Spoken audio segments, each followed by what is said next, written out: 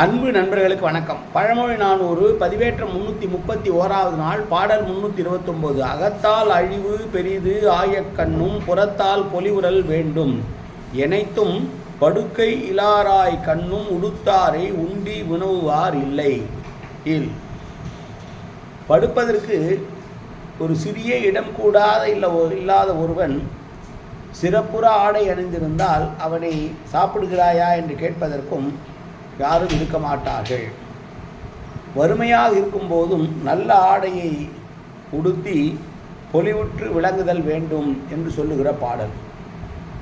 புறத்தோற்றமே ஒரு மனிதனை எடை போடுவதற்கு முதல் காரணமாக அமையும் என்பதனால் என்னதான் வறுமையிலே இருந்தாலும் கூட அழகுறை ஆடைகளை அணிந்து கொண்டால் பணக்காரர்களை போன்று அவர்கள் தோன்றுவார்கள். அவர்கள் உண்மையிலேயே ஏழையாக இருந்து உணவுக்கு வருந்துபவர்களாக இருந்தாலும் கூட நல்ல உடை உடுத்தியவர்களை பார்த்து நீங்கள் சாப்பிடுகிறீர்களா என்று யாரும் வினவ மாட்டார்கள் என்று சொல்லுகிற பாடல்.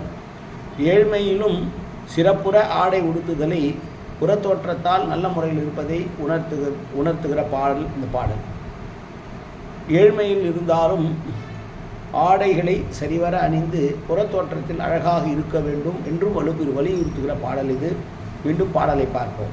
அகத்தால் அழிவு பெரிது ஆயக்கண்ணும் புறத்தால் பொலிவுறல் வேண்டும் எனைத்தும் படுக்கை இலாராய் கண்ணும் உடுத்தாரை உண்டி வினவுவார் இல். நன்றி, வணக்கம்.